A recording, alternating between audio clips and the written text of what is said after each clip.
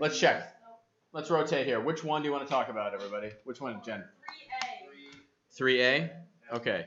So 3A. Don't get why you used the G and not G prime. Okay, so here's some values. So what you're doing is you're calculating the area under the curve right there. So the area under the curve is going to be G of 5 minus G of 3. That's the fundamental theorem of calculus, tells us that you find the function whose derivative is G prime. Which function has a derivative G prime? That is G. So you plug in 5 into G and you subtract G of 3. That's what's going on right here.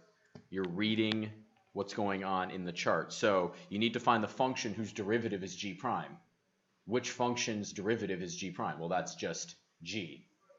G, the derivative of G is G prime. So G of 5 is 72 and G of 3 is 8, or circling the wrong one there, 8. So 72 minus 8 is 64. On this one, they do the same thing. They just give you an initial condition f of 0 is 2. So what does it mean to find f of negative 5? Capital F of negative 5 is something plus the integral of something else. Can someone tell me what those two things are?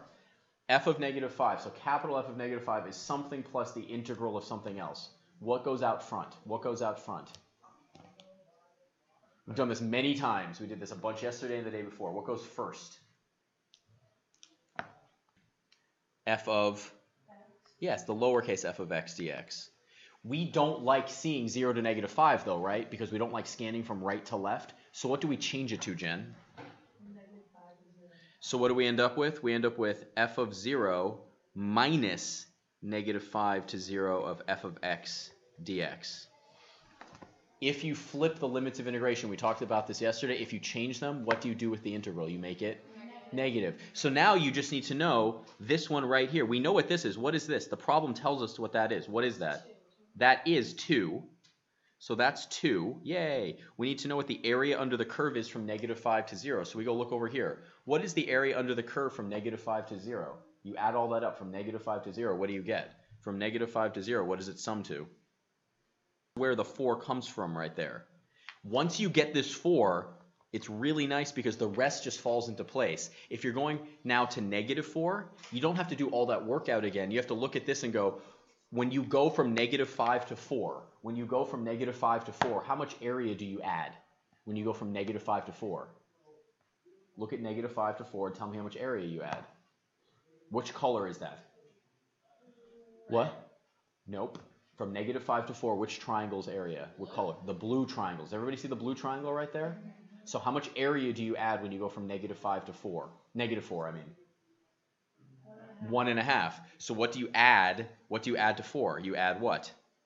1.5 and you get 5.5. When you go from negative 4 to 3, Lizzie, what color triangle are you looking at from negative 4 to negative 3? Red. What's the area of the red triangle? So what do you add to 5.5? You add 1.5 and you get 7. So you can fill in the rest based on the change in area. Now what happens, what's the color of the triangle when you go from negative 3 to negative 2, Kira? Negative 3 to negative 2, what triangle is that? What color? It's the green one. Dark green one, yeah. And what's the area there? Negative what? Negative 1. So you go down 1 from wherever you're at. You were at 7, so you go down 1 and you get to? Negative, you get to 6, exactly. So you fill in the rest based on the change. This piecewise function is really nice. Why is it really nice to work with? Why is this really nice to work with? It's all lines.